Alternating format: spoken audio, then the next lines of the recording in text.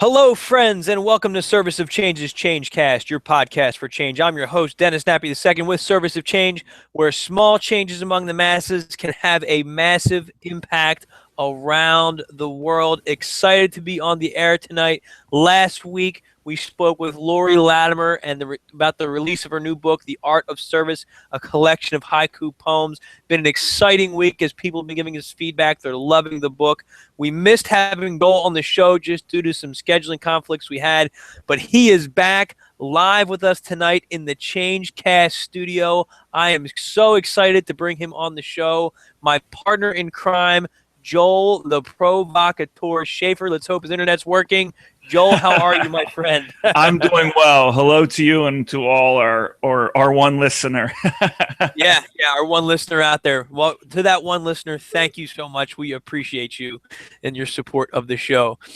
Go ahead. No, I was just going to say, and hello to the people who are going to be listening to this later. Yeah, and we get more feedback later. It's so nice. I had a couple people that listen to the show hit me up, the past couple days, just give some comments like, hey, I appreciate what you guys are doing. It's really nice. At the launch for Lori's book, I had a couple people come up and say they've either listened to the show or they've heard, about what we're doing. And there's a nice buzz going, and it's nice to get that positive feedback and to have people say, somebody pulled me aside and he said, you guys are not alone. Other people agree with what the stuff that we're saying and what we're doing.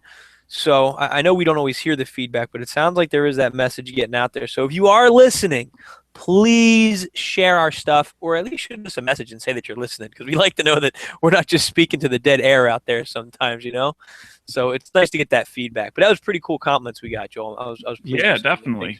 That people were saying. And our numbers of our listens and views might not be great, but I'm sure that there's a variety of people that are listening.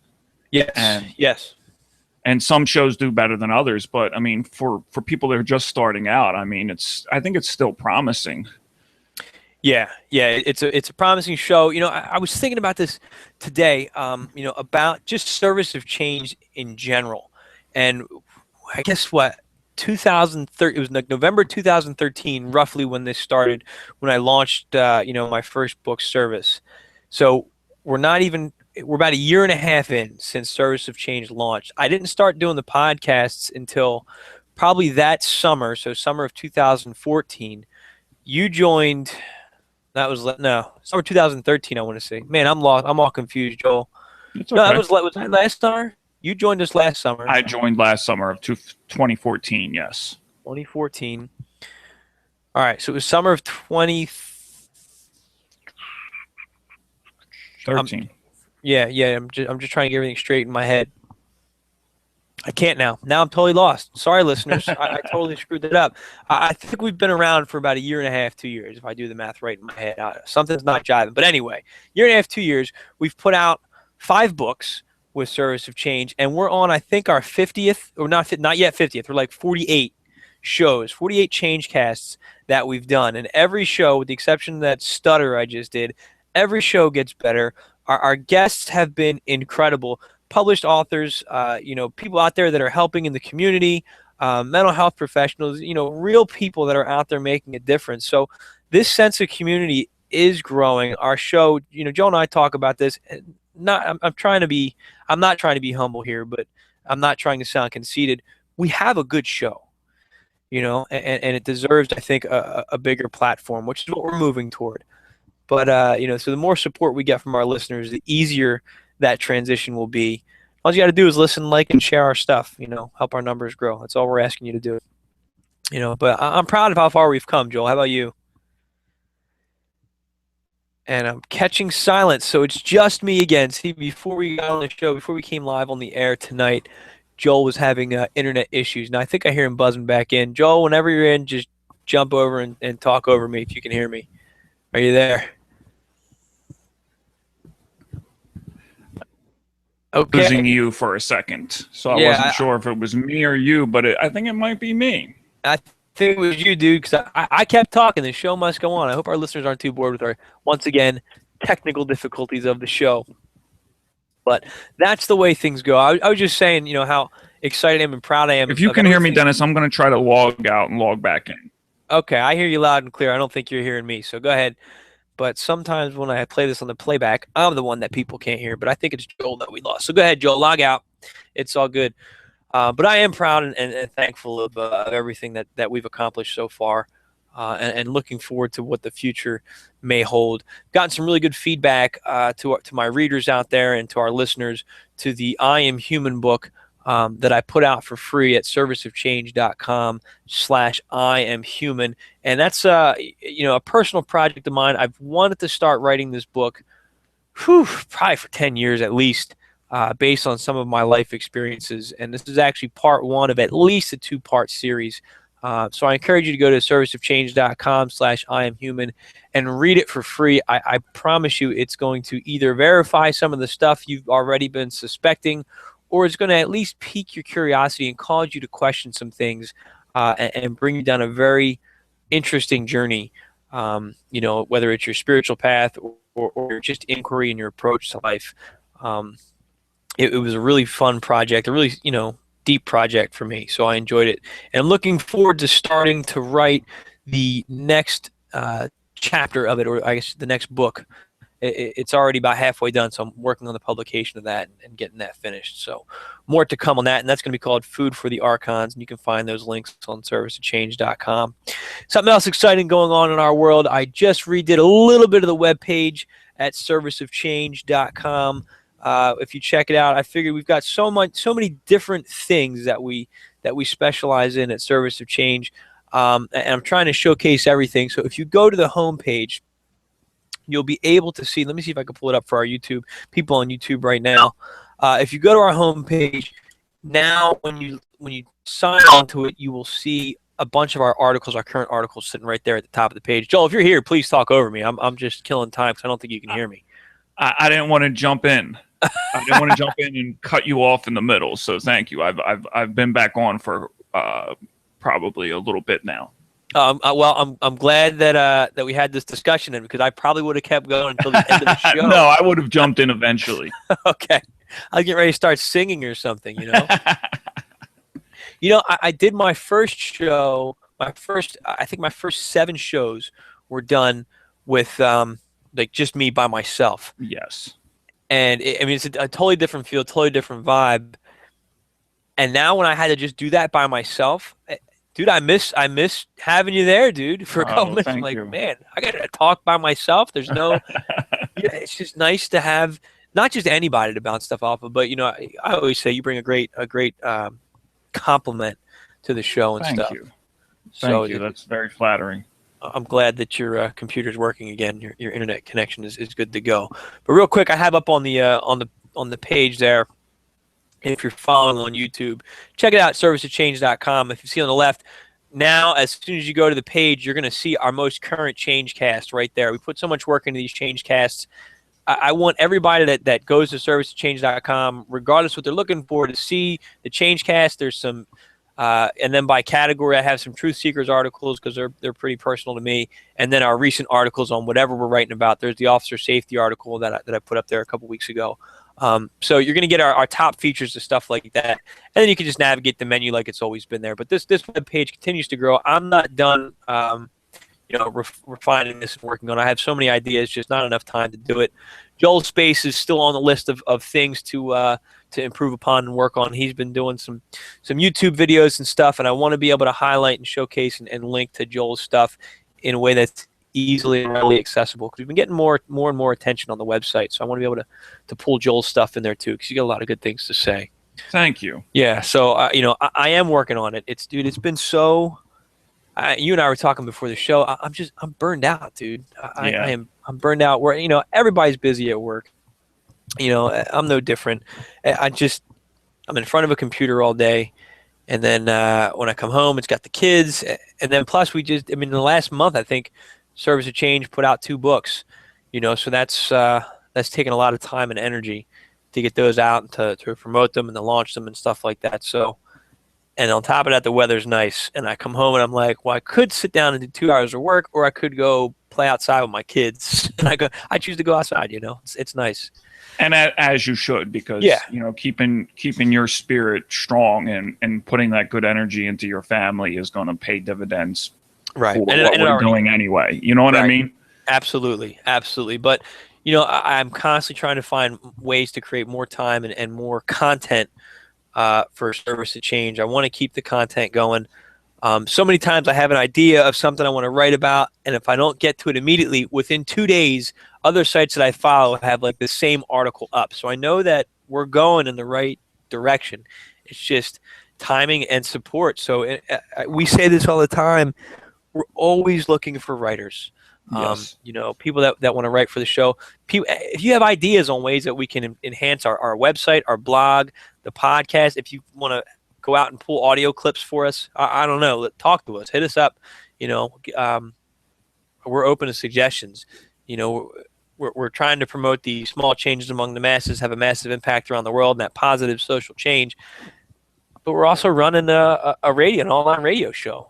So if you have ideas on that or how to market or anything, please, we're asking for help. Support us, hit us up. We're trying to grow as a community. So we have a home for you if you're willing to help us out with our mission here. So, all right. I think that was a pretty long plug and rant, don't you, Joel?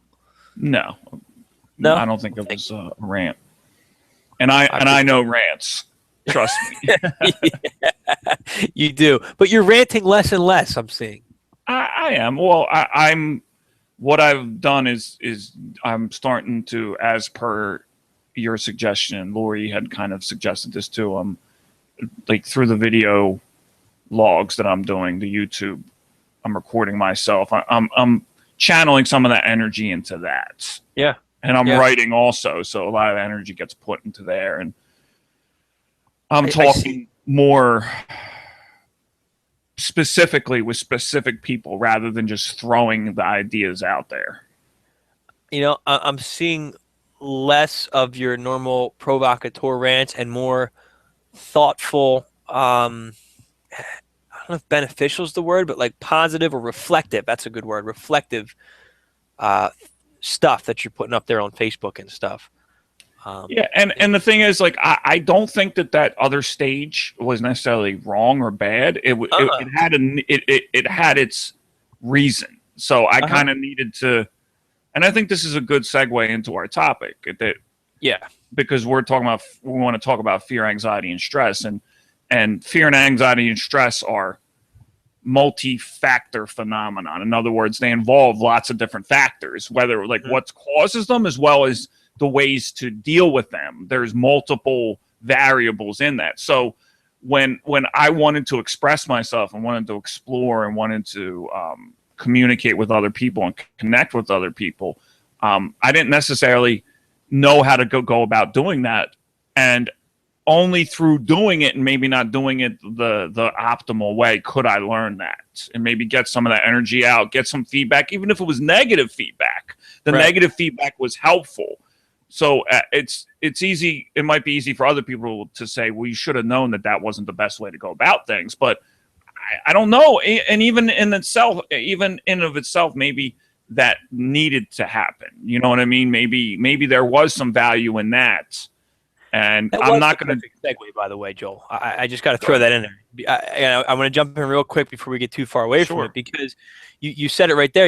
Even though there may have been some negative stuff coming, that is scary for some people. And I've always said this about you. You put it all out there, hoping for that feedback, good or bad, and you learn and you grow from it. And I think a lot of times we're afraid to take that emotional risk to expose ourselves, expose our emotions, what we're feeling, because we're afraid of that ridicule. And you're not. You take it on the chin when people are throwing it at you, and you own up to stuff that, well, okay, I misspoke, or I didn't mean it that way, or whatever. But you learn from it and you grow from it. And I think that that facing that fear and overcoming that anxiety, I mean, it opens you up. I mean, you sound so positive about the growth that you're witnessing in yourself because you are trying to address those different issues.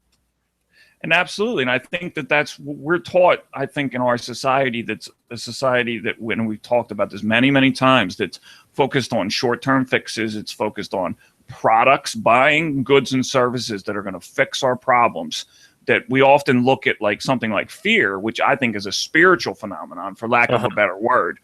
But it's a deeper phenomenon than just something that is just mechanical. It's not just, so we treat the symptoms of it. So one way to treat the symptom of fear is to just like throw up like a Band-Aid, put a Band-Aid on it. So I think a lot of people Band-Aid their fear by just not expressing their fears. Right. Or looking the other way. They kind of isolate or hide behind, behind maybe politeness.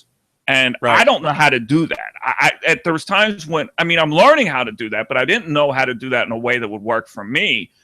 And so I just couldn't do it. There were times back, in my earlier stage where I did want to like quiet down. I did want to be more polite.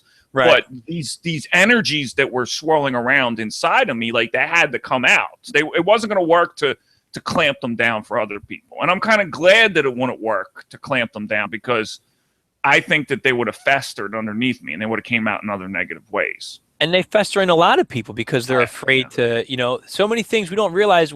I'm afraid to offend somebody, or I'm afraid to tell people how I really feel, or that I'm really in. Like for me, writing I Am Human and putting that out there, that's a whole different subject of stuff that traditionally people get made fun of for talking about that stuff. Sure. So, I felt liberated when I came out and talked about that stuff publicly, and I think that a lot of healing happens, and we can't let that fear hinder us. We need to identify it, face it, and express it, because then you can cope with it, instead of repressing it. Yeah, and a lot of the things that like I would touch like nerves, or I would touch a third rail of like race or politics or things.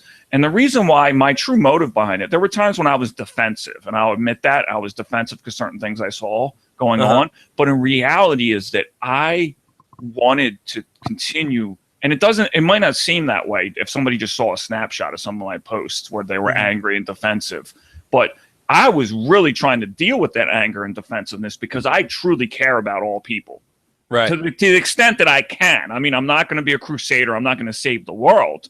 But I do care about justice for other human beings, and fairness and equal treatment to the extent that we can achieve that, even if it's just in our own homes, in our own little circles.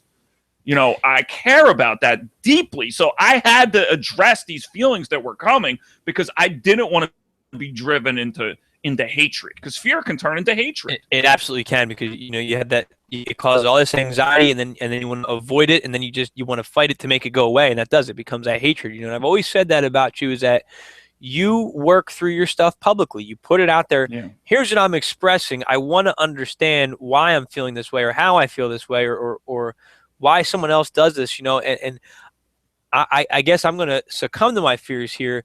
I had a thought earlier today. I was watching something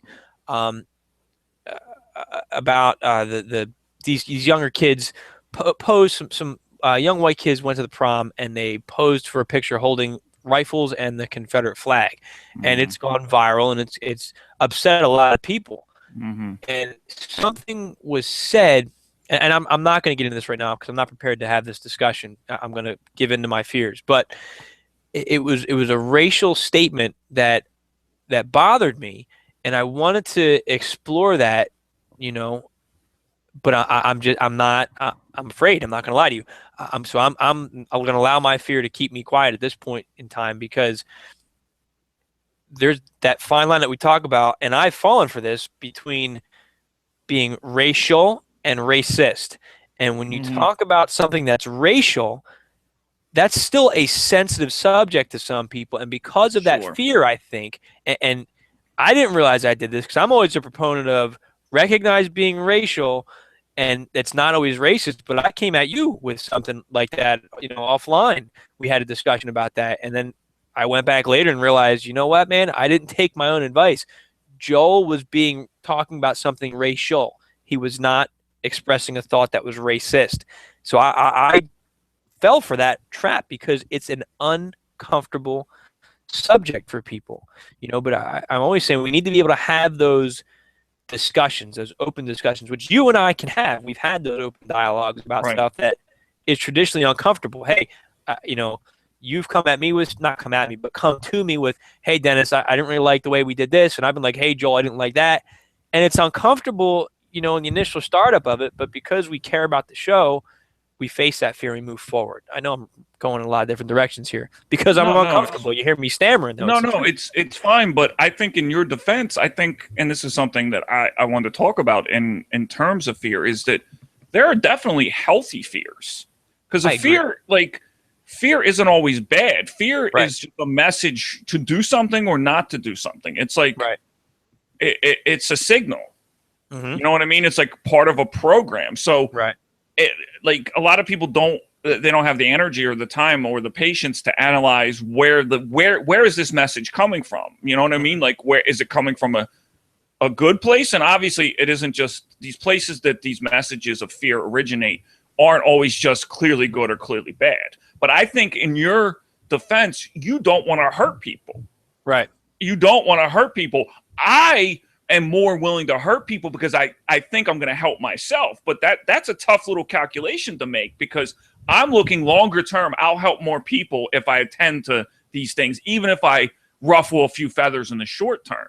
Whereas maybe you're like, I don't want to ruffle any feathers. I'll wait and I'll help people later. You know what I mean? So it was, but I think we both came from a good place. We did. I agree. We really did. We both came from a good place, but we were trying to travel to a similar destination via different paths that are and are both of our defenses that the paths were better suited for us because we had different personalities and different experiences. But there was definitely a good fear I think you had, and you taught me about that too, where there's better ways to do this. There's better ways. I'll tell you the truth. In the last week or so, there's been some articles that I saw, and at first when I read them, I was like, "Yeah, I agree with this." And then in the past, I would have shared them, and I was like, "Nope, not sharing them because that's not gonna." Like I can just read it, and for my own purposes, I don't have to reject it or embrace it, but it'll just give me some more perspective. I don't need to share it and throw it out there and be like, "Yeah, I'm down with this team over here." Right. And then maybe just get somebody upset and defensive and angry. Like I didn't need to do that. Right. You're right. And it's a tough balance, especially now because I don't want to say we're in the public eye because we're a small show, but we still put ourselves out there as if we are, Sure. And so I have to say we're always honest on the show, but I am selective in the wording of certain articles that I may find interesting, I may agree with, but I don't want to offend our readers and our followers. And now you can't make everybody happy, but for example, one night I read an article. It was like 3:00 in the morning. I think I had just fed my daughter, and I was exhausted. So I read one of the conspiracy theory articles about 9/11. Now I'm not going to get into that subject tonight, but being tired, scrolling with my thumb through Facebook, I hit the like button. I don't ever post that stuff, share that stuff, talk about that stuff publicly because it's such a sensitive subject.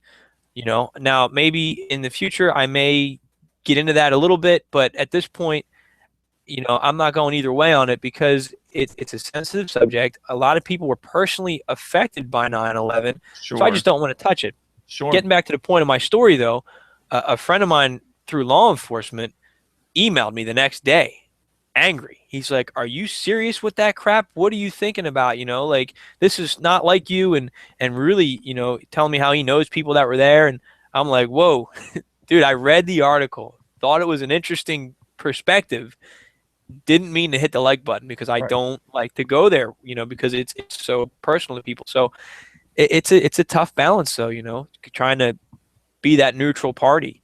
And I don't know if that's a good thing or a bad thing, Joel. I don't. Well, I was just thinking about this very idea of liking something. And now you can't necessarily dislike things on Facebook, but you can on YouTube. But this idea you like it or you don't like it, that doesn't give you any room in between. Right, you're right. Yep. Either buy the product and endorse the product, or you reject the message, and that's great for the people that want to understand what we're doing because they get to figure out what our habits are. But you're right. It's not for coming with people that we may not agree with on everything, but we can still exist together. You're right. You're right. Well, it kind of reminds me of Democrat or Republican. Which one Exactly. do you want to vote for? You only have two choices. Yeah. Because sometimes I see stuff and it's like, well, that's interesting to me, or I'd like to know more about this, but you're right. And I think it's a simple way to say, I read this, I acknowledge it. But so you're right. I wish there was a bit of a better system besides just liking it or plus wanting it or favoriting it, whatever it is. But yeah, like you said, at least YouTube, you could do the like or dislike. But still, I'd like to see that go in a different direction. But that, I guess, is the power of the comment underneath that. Yeah. Yeah. True. True. But that can be But exhausting in itself. Yeah, let's keep moving. so what do you think about anxiety and fear? I know them quite well. Yeah, And I me like too. that you said there are some fears that are healthy fears, and I completely Sure. agree with that. Anxiety, it's the weirdest thing. Like sometimes I'll get an anxiety attack over nothing. Like I'll be having a good day, and then I just get overwhelmed and start having a panic attack, and I feel that anxious feeling. And then sometimes I have it over like, oh my gosh, you shouldn't leave the house today, or why isn't my wife texting me back? She's been gone for an hour and a half. And that doesn't happen all the time anymore, but that used to be my daily life, just stressed and afraid and anxious over the worst is going to happen. And Joel, that's a terrible, terrible way to I know. live. I know. Yeah, I know you do. So I've dedicated really since my kids were born. I started looking into this beforehand, but after they were born, because I was even feeling worse with the lack of sleep due to my kids, on alternative ways to cope with stress and anxiety. And the first thing you have to do, in my opinion, I'm not a doctor, but the Right. first thing I had to do was accept the fact that this is an issue for me. Exactly. And I wasn't going to, and I'm not knocking it if that's your path and that's what works for you, fine. But I wasn't about to take a pill for my stress or my anxiety. I wanted to find more holistic ways, and I did through exercise, through meditation, I do Tai Chi every day, and recently started practicing Reiki, and all those things have drastically reduced my stress and anxiety. I now see it long before it comes on, and I'm able to circumvent it or at least reduce it when I'm having a really bad day. It's a lot less than it was, 1 or 2 years ago. So, my take on it is it's a real event, but it's manageable if you're willing to do the work. Yes. You Yes. know, and my last point on that before I turn it back over to you is that in Western society we want to take a pill for everything. Oh, my foot hurts, I want to take a pill. And what I'm learning now, and again, I'm basically a new student at this, but like in holistic health and holistic medicine, there is no pill. It's not I'm sick, I'm going to take this. It's I'm going to live this lifestyle. So it minimizes the effects of these things, or when these things happen, I'm better equipped to deal with it. So there is no, I mean, there's things you could take that'll help ease your pain and symptoms in the moment. But the philosophy that I'm learning is you prepare yourself, you train yourself, you condition yourself through your lifestyle. So when these things hit you, they're not as bad, or you're able to better deal with it. And that's the big difference. So that it's been a lifestyle change for me, not just taking the pill that has all these side effects, that I have to deal with. And I totally agree. I think pills should be reserved for people that there's not a reasonable expectation that they're going to be able that their symptoms, their fears, in the case of fear, if that's the thing you're trying to treat through medication, there's not a reasonable chance that the person is going to be able to deal with it the way you dealt with it. Right. At least initially, without some symptom reduction. Right. You know what I mean? When the symptoms are so detrimental to the person's quality of life that it's like you're in crisis. Yeah, you're crippling, and so you need to take the pill so you can manage the symptoms. But then afterwards, wean them off. I mean, I don't want to deal in shoulds, but I, in my experience, from the people I've seen gain success, like you, but many other people in my life who I've seen get success. That problems, including fears and anxieties, is that they did follow up with trying to look at why were they sick, so to speak, in the first place? What was causing the illness?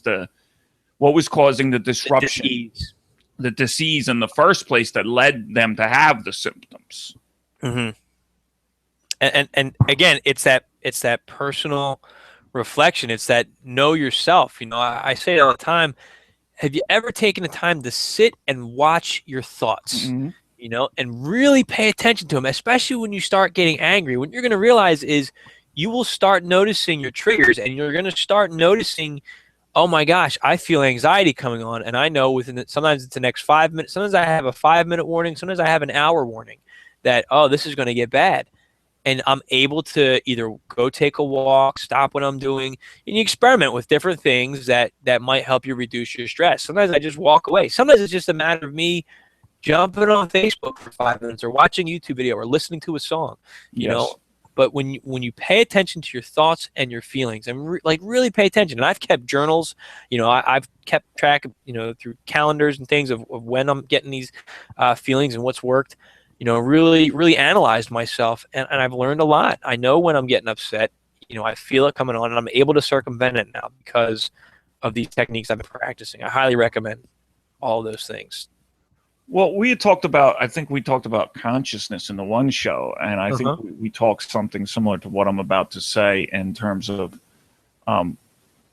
fears are, part of a biological system, and they could be part of an Earth-based biological system. So fears can travel through populations. That when there's an earthquake coming, the animals get upset, and the people get upset too. They just might not be tuned into those instincts. You know what I mean? So fears can look at a mob, or a group when like a chaos or a riot breaks out. Like there's a wave of emotion that like goes crashing through the crowd, like an invisible wave. And so these things have almost an authority or an autonomy or a power of their own.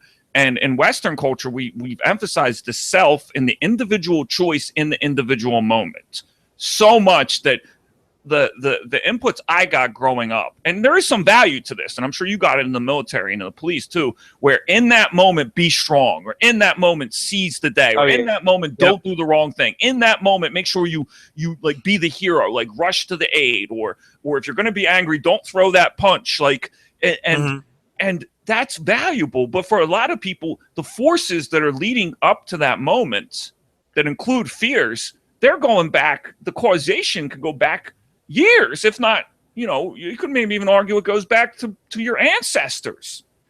There's biological theories that, some of our illnesses, some of our predispositions are inherited, not just genetically, but what's called epigenetically, so that the proteins that code around our genes can be affected. Like the things me and you eat may affect our grandchildren. I was just going to say that with I just listened to some podcasts this week through the Food Revolution Network. They did this huge thing about anti-GMOs, and some of these GMO foods are causing the proteins to change, and those proteins, when ingested by humans, are affecting your output of dopamine and serotonin, and it's causing depression, anxiety, stress. I mean, it's messing with your actual chemistry. So yes, the food that you eat, and and another part that I was thinking about this recently with everything that was going on in Baltimore, which was at the same time as the avalanche in the Himalayas and the earthquake in was Nepal.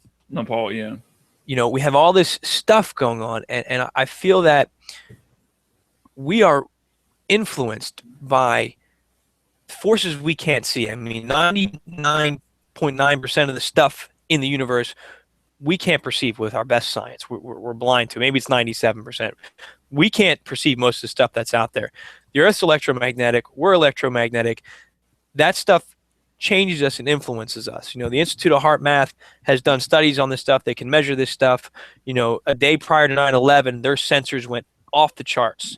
People were anticipating that emotional attack. I mean, this is science. This isn't some spiritual new age theory here. This is science that people can prove. The bioelectric field around people. I mean, that's a real measurable thing that is influenced. Just like fish in a fish tank, when you change the pH level, they get aggressive, or they get tired, or they decide to breed.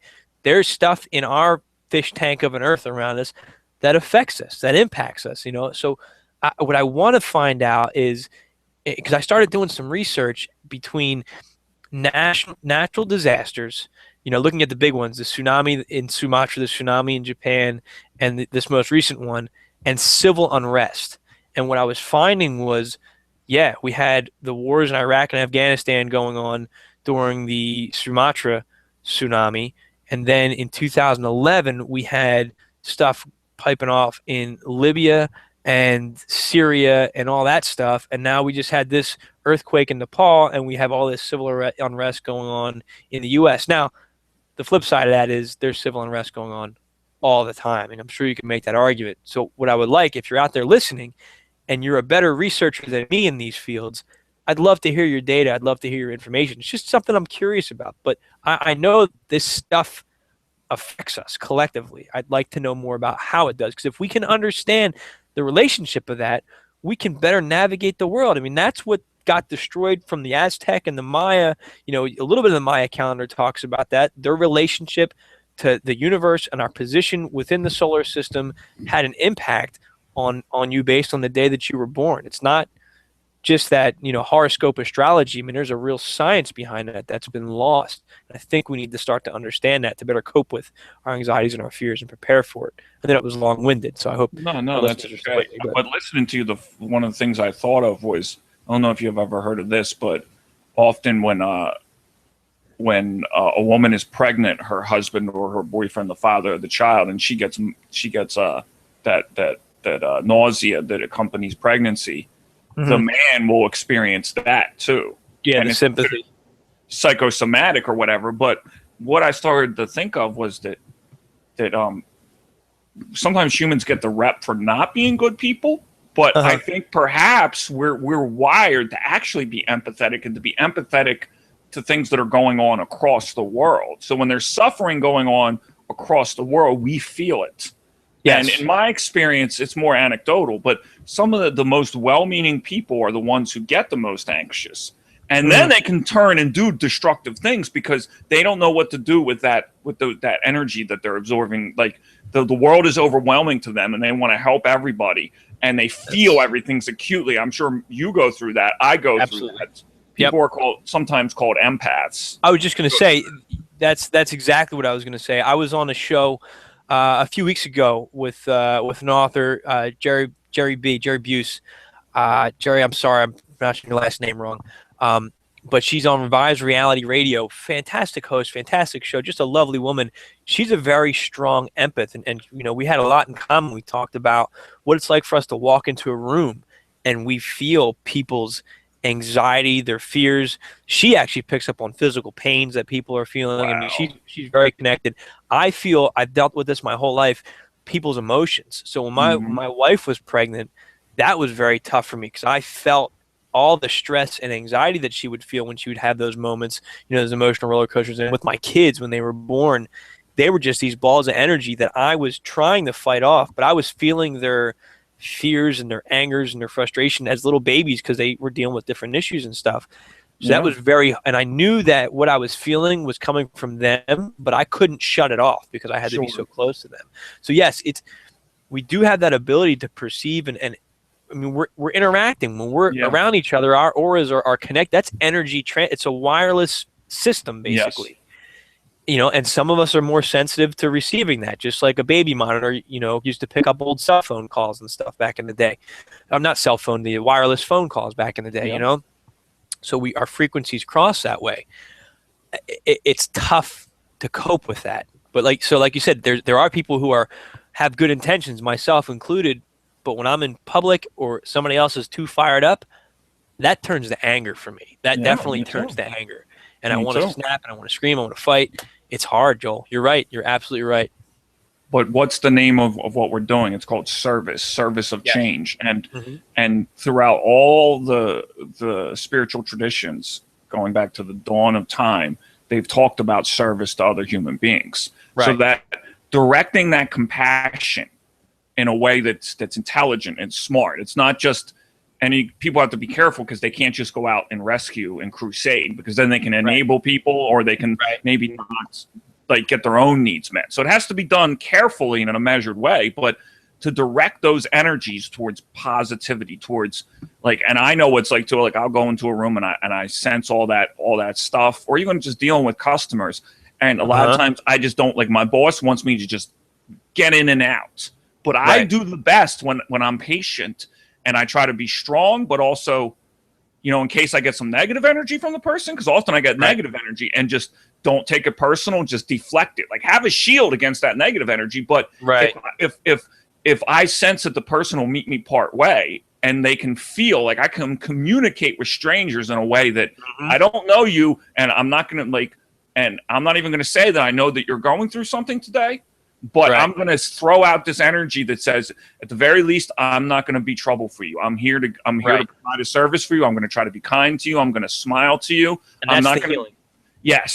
Yes, and that's very hard for me to do because then I want to make my boss happy too.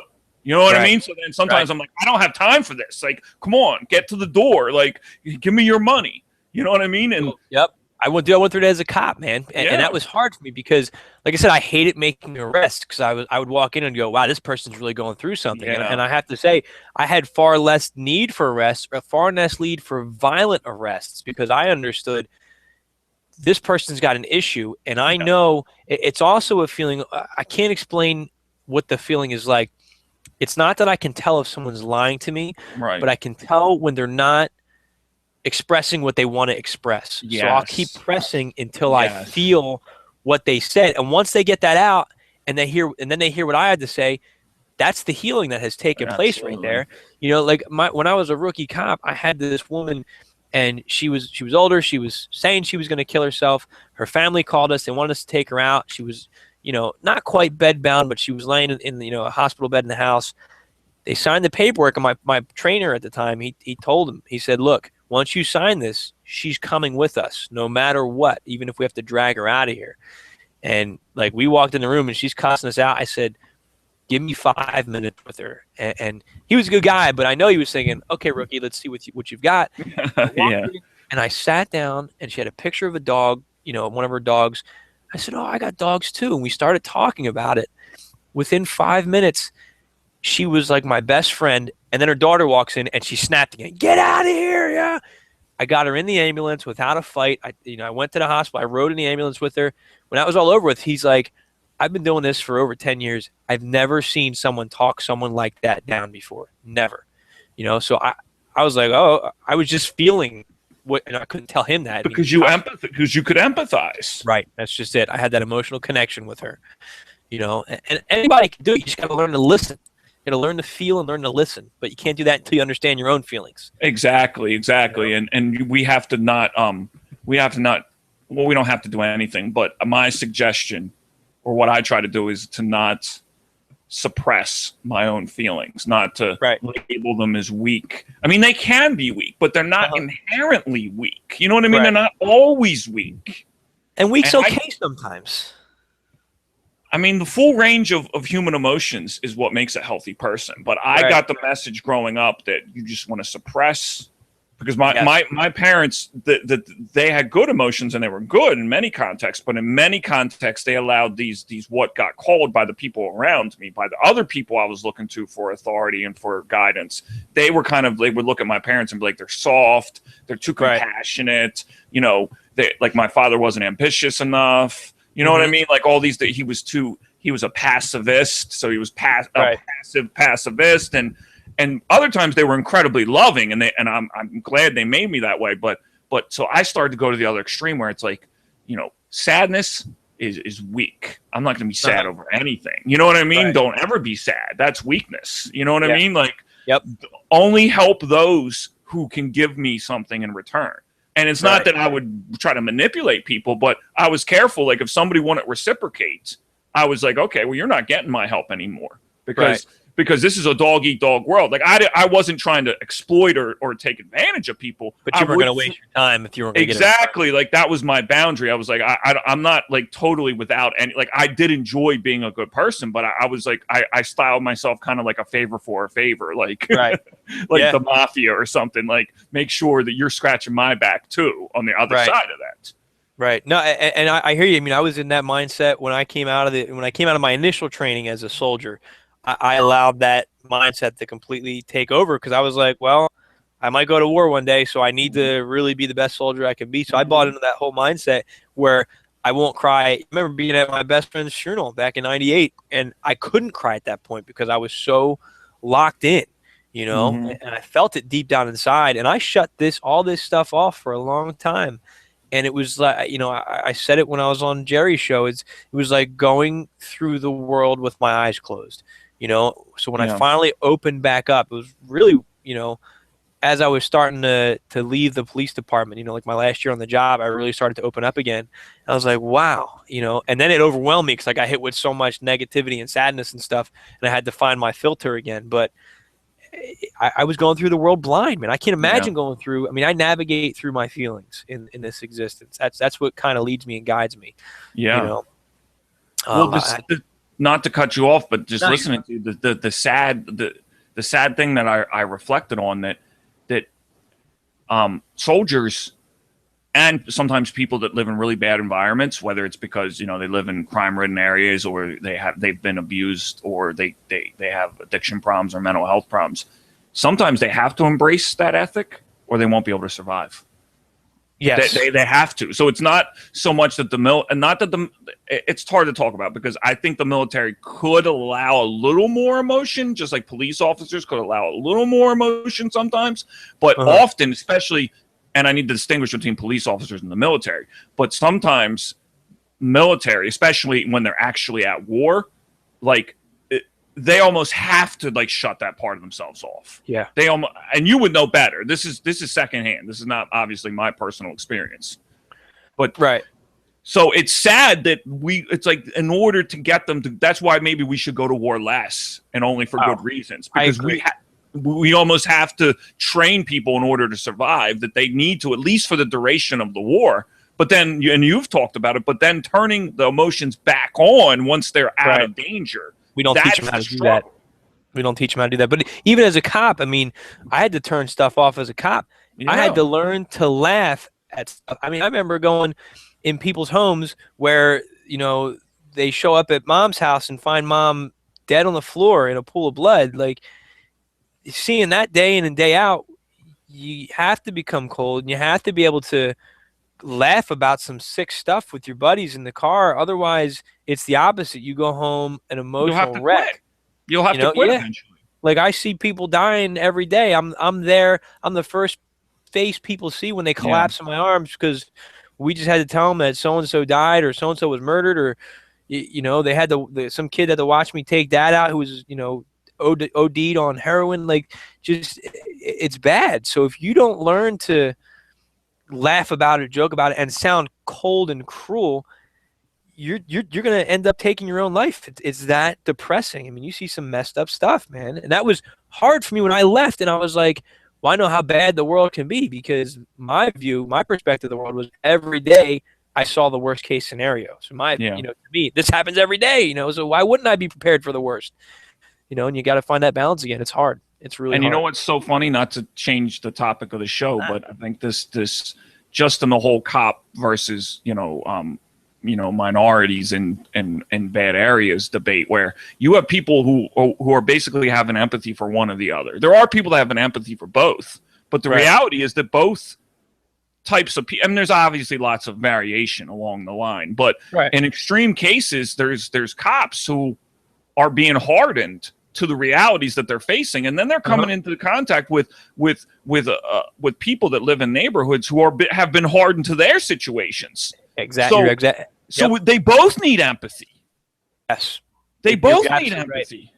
Because now you're on such a hair trigger right there. Because each side's expecting the other side to do what they expect them to do. Because you're frustrated. The worst.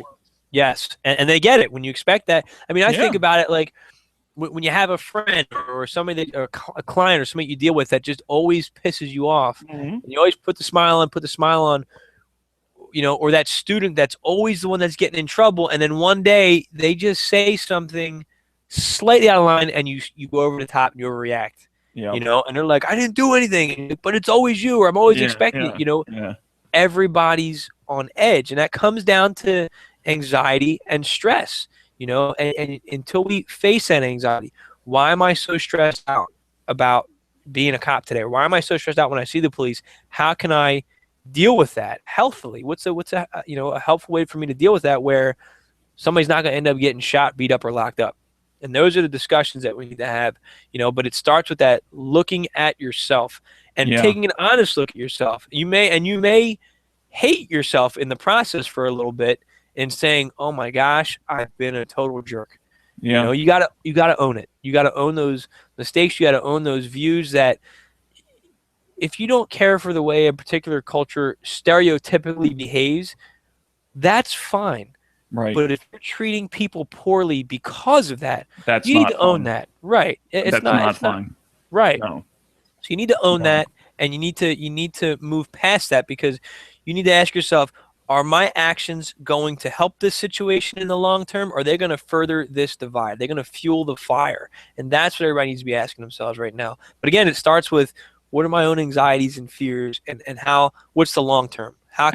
What's win-win here? And I'm getting chills because it's like I'm like looking back at our body of work, and it's like I'm seeing a line, and you had your kind of like things that you were really interested in that I wasn't necessarily interested in, but now I'm like, it's like a ton of bricks hitting me in the face as we talk about this, between the way we eat, which you're interested in, and like whether we have some kind of spiritual practice, meditation. It doesn't have to be religious, which is something I talk about. Right. In the way we educate our children, which is something you know about, to economic justice that Gary Reber was trying to talk about. Like, if you put all these things together, what we see is we have an unhealthy society with unhealthy expectations for everybody involved, where we're trying to be wealthy and we're not caring about our health. Right. We want shortcuts and quick fixes for everything, and we're not caring about each other enough. I mean, this is systemic, and it's global to a large extent. And that's why I've been saying from the beginning, small changes have the massive impact, and that small change starts with you. Change your diet, because as you go through that process, you're going to learn how it's connected to politics, how it's connected to your spirituality, how it's connected to your mood and your interaction with, everything we've talked about is related. And I get the chills, and I get frustrated when I see the next big event on the news, because I'm like, we called this months ago on the show saying, here's what's going to happen. That's why I wish we had a bigger audience. I really do. So if you're listening to this show, go back and listen to our old stuff, starting around episode 8 when Joel came on the show. You need to listen to me rant by myself. Just listen to the stuff with Joel when he came on, when the show got a little bit more interesting. But in all honesty, we've covered a lot of issues that we're trying to get, and we're no experts. We're just two guys who have a little bit of experience. But, we're trying to get to the cause, not the symptom. The symptom is cops are fighting with citizens. What is the cause of that? It goes deep, and it's the more you look at it, the more you can't deny everything that is out there is connected in some way, shape, or form, and we need to heal it all. But it starts with you, meaning the individual the listener. Right now. It starts with that one guy that I hipped you to, Mark Passio, former Satanist. Now like kind of a new age speaker. The thing that he said, because I listen to a lot of these conspiracy theorists, and a lot of times I'm just like, it's fun, but you can hear, do get some kernels of real true information, like you talk about. You can go reference, and it's like, this is true, or at least it's more true than the mainstream will admit. But he was saying the spirit of care is missing, and he was saying that the feminine, it's the I forget how he exactly put it, but he said something about it's out of balance between the feminine and the masculine. Exactly, the degradation of the feminine spirit of care. And he wasn't saying this about man or woman. He says each person has both. You just call it the feminine because women are traditionally the caretakers, but men can be caretakers too. And in fact, they need to be caretakers. And women can be strong too. And in fact, they need to be strong. But it's just, and this spirit of care is missing. It's missing in these news stories. Like, they keep coming out, and it seems like the anchors, and it seems like the people that are involved, and then all the cheerleaders that line up on either side, they don't seem to care about what the other person has to say. And I've joined into the hysteria way too many times. And I'm trying. It's a drug, dude. Yeah. You know, I think that, not to interject, but it's that Sure, no, energetic please. pull Yeah, that gets you sucked into it. That's stuff that we're capable of controlling if we can recognize it and we can right, separate it. exactly. But it's easy to get sucked into it. But yeah, I mean, it's like the video that went viral of the kid filming his mom fighting with somebody in the hood, and he's smiling with a selfie stick the whole time as this girl's beating up his mom. He's like, Facebook, YouTube, here we go. I'm like, that's what this society is becoming, but it doesn't have to be that way. Right. And going back to the masculine and the feminine, I mean, there's several speakers that have spoken about this, how we're out of balance. I mean, we've repressed the female energy on this planet to a dangerously, just a dangerous level. I mean, the masculine energy brings that physical strength, the Wealth, the wealth, the and infrastructure, the building. Yes. you know, The and power. right. And the female energy brings that nurturing and that compassion, which now in our society we say that's a sign of weakness. That's woman's work. But I'll tell you, I watched my wife give birth to 2 kids. There is nothing weak about a woman, and there's nothing weak about showing compassion in the face of hatred, Yes. or love in the face of hatred. That's a strength right there. And until we embrace that feminine energy that's within all of us, we're going to be out of balance. And that's what we're trying to bring when we talk Yeah. about find a different way, things going on in the streets between cops and citizens. Find that feminine energy, I don't know, yin or yang, the yang energy, within you, and find that balance, nurture it, have that compassion, because I don't want people to get hurt anymore. And that's the answer. The female, so the feminine side can nurture it and bring that balance back. That's justice. That balance is justice. And I just want to say real quick that in no way am I advocating a return to the gender roles of the past, because some people might hear this and assume that's what I'm saying. And I don't, that's not what I'm saying at all. No. It was imbalanced back then. It was just proportionally imbalanced, if that makes any sense. It was like the feminine was over here and the masculine was over here. But but it was imbalanced still, because women weren't permitted to be strong and men weren't permitted to be compassionate. Right. So 100 years ago, when we lived in like a society where these gender roles were really much more, delineated, that wasn't good either. No, but it wasn't, now but we haven't necessarily helped men become more compassionate and women become more strong. We have in some ways, but we're doing it willy-nilly and we're not really observing it. Like you said, we don't have knowledge of self. Like I've heard some rappers, or actually it goes back to the Zulu Nation talked about knowledge of self, the founders of hip hop, African Bambaataa, like knowledge of self, like, it's the Matrix too. Know thyself. Yeah. Like we're not engaging in that because we're focused on the material world and the masculine material world. Like how, if for people that want pleasure and have money, they want more money and more pleasure. For people that don't, they just want to survive. But either paradigm, either dynamic is focused just on the immediate, immediate, tangible, palpable needs. And then what happens when you don't get them met? You get afraid. And you're in that survival mode. You're in that survival mode, which distracts you from that greater, deeper conscious reflection. And coming back to, the gender roles that, I know that's not what we were talking about is gender roles. But I think back in the day, there at least was that, like for the children, they got that balance of my mom and my dad getting the masculine and the feminine energy. And the problem now is, with women's equality, is that men and women are different. And as human beings, they're no less equal, but they bring something different to the table. But in order for a woman to feel like she's equal in society, equal to a man, she needs to take on the characteristics and traits of a man. Too much. Right. That's what. So when she's a strong businesswoman, number one, they say she's a bitch. Right. And number two, they say, she's acting like a man. And I don't mean that. I guess maybe it's sexist. I don't mean it in a negative sexist way. What should be embraced is a woman's natural tendency to bring that compassion, to bring that, that caring piece to a company or to a society. You know what I'm saying? But we're trying to drive that out. And, men and women are different, and that's okay. They deserve to be treated equally for those differences because we have different strengths in different situations. I remember as a cop, there were things a woman could do talking someone down that I was Right. unable to do just because Right. they bring something different to the table. That's And, invaluable for me. but there's also always going to be different like types of personas. Like you're going to have Yes. more feminine. I don't. Feminine is not the right word, but more sensitive men, and you're going to have Right. more strong women. So I'm careful not to say that we need to rigidly just based on your biological. But the other thing I wanted to contribute to that is also that, and I just thought about the GMO thing that you were talking about. And normally lately I've been like, I don't believe that.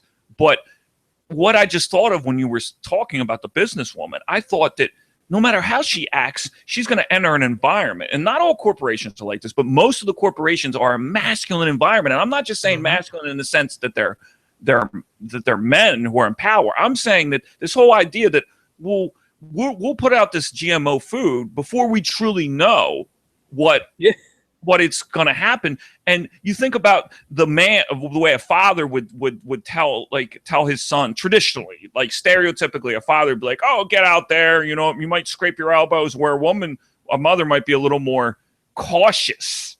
They're more cautious. My family were the opposite, but yes, I understand. But that's, and actually in my family, but the company, the corporation, and the society as consumers, we're not bringing that healthy caution that a protective mother would want to bring. So whether she acted, and that's a masculine thing to look for the bottom line. We were hunters, like we in the Pleistocene epoch, we would take down these giant mammoths and we'd be able to feed the entire village for like 2 months, but we might have 2 or 3 men get killed trying to track down, you know what I mean, get stomped on. But we were like, with great risk comes great reward. That was the mentality. Right. You're absolutely right, Joel. And we, and that's the problem with the corporate, corporate America really, is that we are influencing or they're focusing on growing my business and at the expense of the consumer, not at the benefit of the consumer. And they're running, small town, small business, they're running everybody out of work, because they're not worried about the average citizen. And we need to get back to that. And that's what, that's what I'm talking about. So if you think about it, and that's, again, the small changes, you may not be able to buy local all the time, but maybe once a week or maybe one particular product, start there. And over time, I mean, that's $5 a week you're not giving to the Walmarts, and all the horrible things that they've been a part of. If everybody was to take $5 out of Walmart's salary, they're going to feel that, and it builds from there, or they'll change their business practices and respond. I mean, you see all these companies now, they're going GMO free because they see the movement of people saying, I'm going to spend the more money, even if it's only once a week, to buy organic, fruit now, or buy this organic. So it makes a difference. That's the power. Again, you don't always have to take to the streets. You don't always even have to protest. Just change your shopping habits, and you're going to have a major influence on the world around you. But it takes time. It takes effort to do the homework. And this whole idea of care, I want to link it coming to up on the end too. So go ahead. I want to link it to something that I told you that was very powerful that you've helped me with.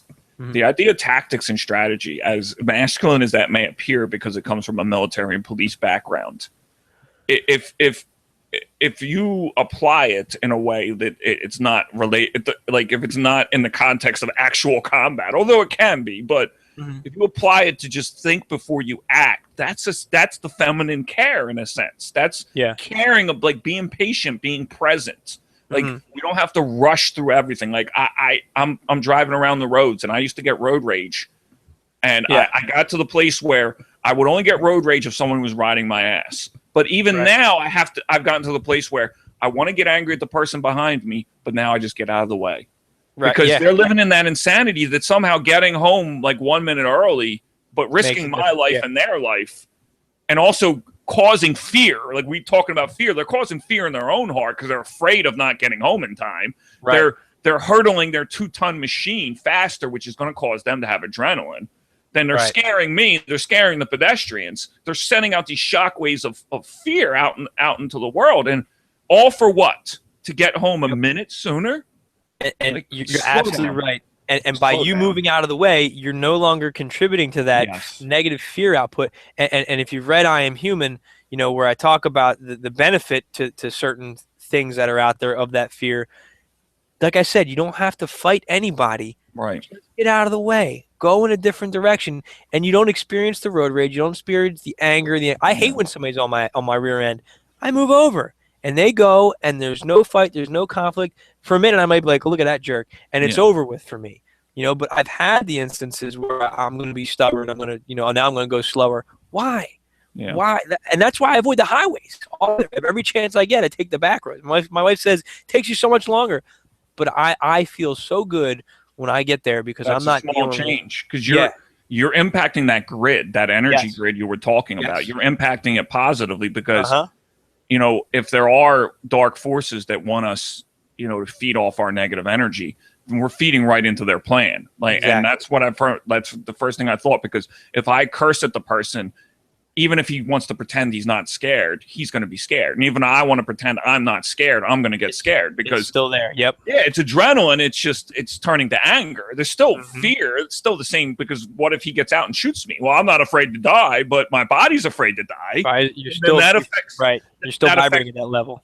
Yeah, and that affects the next person. That affects the next organism. That wilts the grass. Like you talked about those plants. Like those plants, not being able to live when you yell at them. Like my anger on the highway is affecting the bush. And that might sound absurd to care about the bush, but that's just an example of the macrocosm, that everything is connected. I just listened to an interview. I got to remember who did. It might have been on Whitley Strieber's Dreamland. He interviewed a guy who talked about, they actually did research on prayer. And I've talked about this too, is that by praying and asking for something, you're technically giving your power away. So there's a certain specific way to pray that's going to benefit, and help things. You have to pray through intent and emotion, and and direct it a specific way, which it's a whole other show there.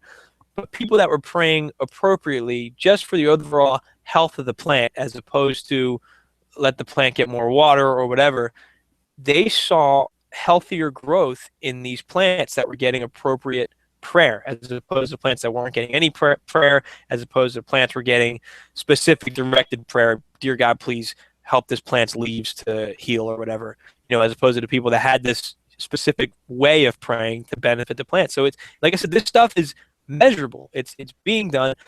We just need to learn how to tap into that and harness that and put that positivity into it. And like I said, sometimes it's just a matter of go a different direction. If somebody's telling you need to rise up and fight, I say look in a different direction first. If there's nowhere else to go, then put your hands up. But if you have another avenue, take that first, and you may be surprised at what you find. And the benefits, you may not even realize all the benefits that are ripple effect beyond that. But Joe, we're coming up. We actually went over, so let's give you a shot for some final thoughts, and we'll go ahead and close out the show. I was going to say both things you just said. I'll link it back to care. That when you pray just for the well-being of the planet and well-being of that's a spirit of care. Bring the spirit of care, and we know the spirit of care when we feel it, because we unless you're damaged emotionally through trauma or through a brain injury or through some kind of genetic defect, we all are equipped with that type of care, but we usually reserve it only for people that we care about. Or we don't have the luxury to give it to everybody. But that spirit of care, and then when we want to fight, if we look beyond just that moment and we try to care about the larger repercussions and ramifications, and this is where it doesn't take some thinking, some intelligence to be able to. And you're good at this. That's part of tactics and strategy. Like, look at the bigger picture. Like, if you fight, what's going to happen? Like, when people ride it, as understandable as it could be in certain contexts, because you're frustrated, you live in a community where things are bad, but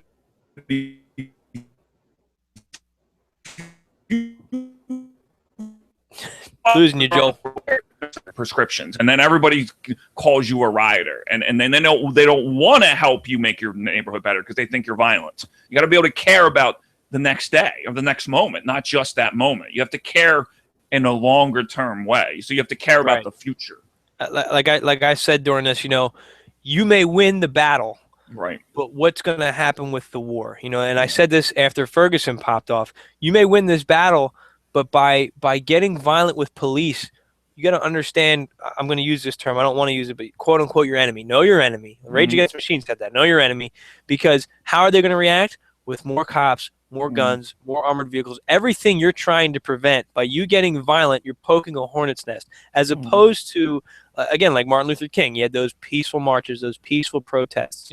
Hate can't drive out hate. Darkness can't drive out darkness. Only love can drive out hate. Only, I'm kind of messing this one up. And only light can drive out darkness. You got to think that way. You can't fight fire with fire because you just have more fire. Yes, in the moment you feel better, because you're so angry and you're so upset, and you have a right to be upset. But you gotta, if you really want to make a change, I'm not even going to say win, because by saying win, that promotes conflict. Right. If you want to make a true change to your community for your children's sake, then you got to start thinking like that. You got to find a different direction to go in, as opposed to I don't see a need to be on the street. At this point, I don't. You're inconveniencing everybody. You're burning down stores. I don't see the need. I understand it. Right. If you want to have a rally and share information and support each other, yes. But when you're on the street promoting the conflict and the confrontation, that's when there's a problem. That's when you're not going to win that. You may win that day, but long term, everybody's going to be afraid. And as soon as you let your guard down, somebody may take a shot at you, and that's the problem. You're feeding the negative energy that is larger than you. You're feeding that energy you talked about that unites us all, that is connected through all of us. You're feeding a negative wave that goes across that grid of energy, y'all. And it's so if you're going to resort to that, it needs to be for great cause, and when all other options are exhausted.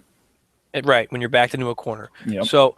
Look, we went over by about 15 minutes, which is fine. It was it was a good it's our show. Okay, fair enough. We can do what we want. It was so hopefully, and we have a viewer tonight. So thank you. Give a shout out to whoever that is.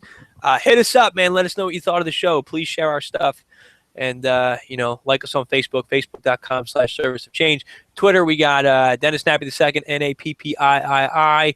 Lori Latimer 1, who's usually on the Twitter feed for us, but she's out of town.